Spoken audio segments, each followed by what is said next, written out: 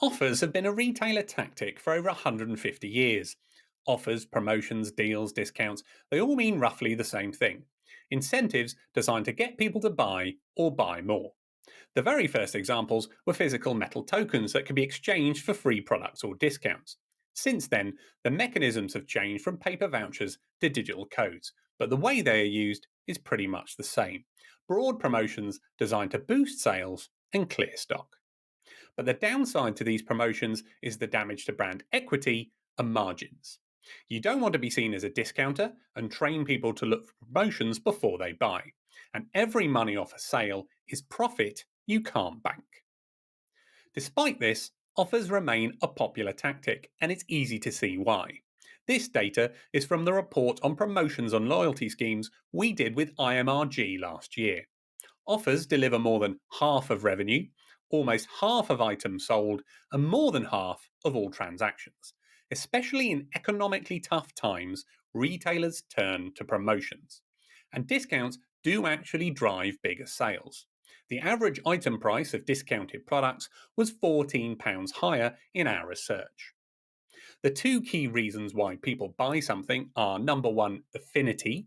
So they want it, whether that's for utility or emotional reasons, and number two, price. The price is fair and they can afford it. Promotions help with price, and if they can consider affinity as well, they can be even more powerful. So the big question is, how can you use offers to get the benefits without the downsides? And this is where technology comes in and enables what we call intelligent offers. That intelligence comes in two key places: intelligence in targeting, so who sees an offer and in what context, and intelligence in optimization, testing to work out what drives the results you want as quickly as possible. So let's start with targeting. We can use data on visitor behavior to build segments and rules to target offers with an eye on the intent of visitors, showing different offers based on their explicit intent. For example, we could target by traffic source, showing offers to people based on where they've come from. We've used this in the past to improve retailers' results from PPC campaigns. We could target based on if a visitor is new or has been here before. We've used this to target email signups at new visitors only and capture more email addresses. How about funnel stage? Is someone browsing? Do they have items in their basket? Or are they at checkout? Which products and categories have they browsed? What are they interested in? You can show offers only for specific products, if they have better margins, or if there are products you're trying to get into more baskets. And how about location? Where are your visitors? Some retailers have products for occasions in specific locations, for example, Paris Fashion Week or spring break in Florida. And targeting could be based on what visitors have in their baskets.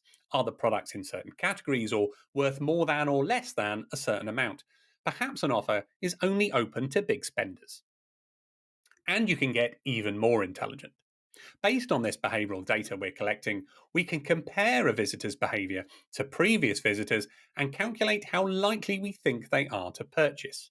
We can predict their likely implicit intent and use this to decide if someone needs an offer to make them buy or not. At the other end of the process is intelligent optimization. This means running automated A/B and multivariate tests to ensure results are maximized. For example, here we have a test to work out which offer, 5, 10, or 15% off, delivers the best results. Obviously, we know the bigger discount will likely deliver more signups, but we also want to see if those offers are more likely to be redeemed, drive higher or lower AOV, and more incremental revenue. This way, we can find out how sensitive visitors are to different offers and how effective they are.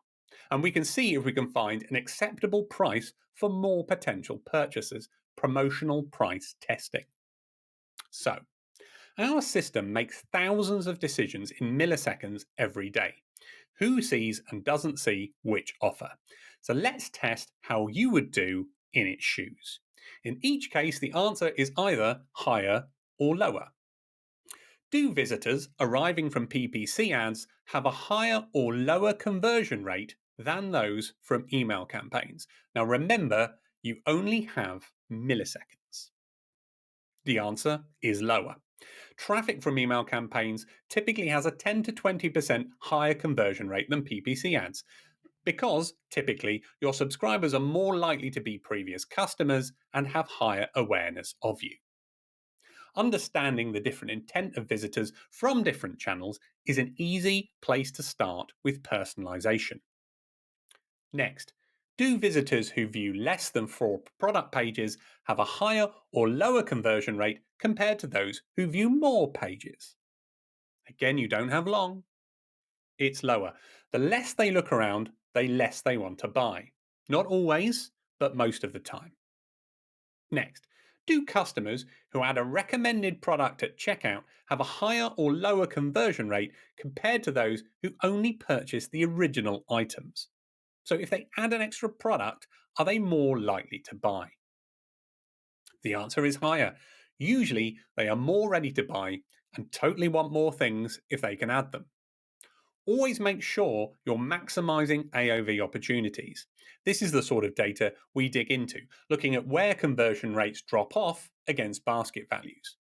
The right intervention at the right moment can improve results. And lastly, a testing question. So, does a percentage off or value off drive more conversions? So, that could be pounds, euros, or dollars. We've found in our tests there is very little in it. People are not struggling too much with the mental arithmetic of a percentage off. But the value off is usually a smaller discount as it can't grow depending on basket value. So the client we tested with, we went with that and saved them money. So, how about some example campaigns? Exit campaigns are a great way to reduce abandonment and drive conversions.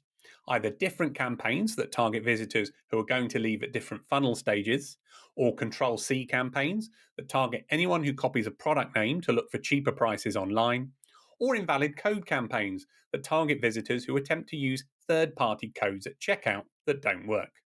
Radley London increased their conversion rate by 15% and revenue per user by 28% using exit campaigns. Radley's offers used intent to exclude visitors with a predicted purchase of 25% or more. This meant the extra revenue cost them 8% less than it would have done if the offers were shown to everyone. And we can continue to optimize the return to save them even more.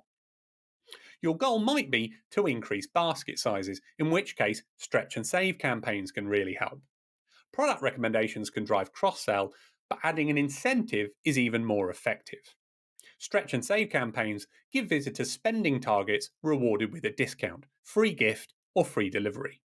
Rowan Homes increased revenue per user by 16% using stretch and save campaigns. There are lots of offers that can drive sales of specific products to keep stock moving.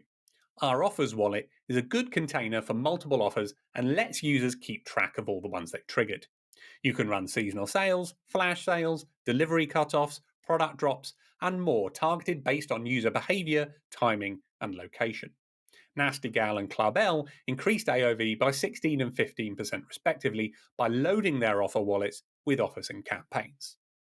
There's lots to think about and implement there, but we can help if you want.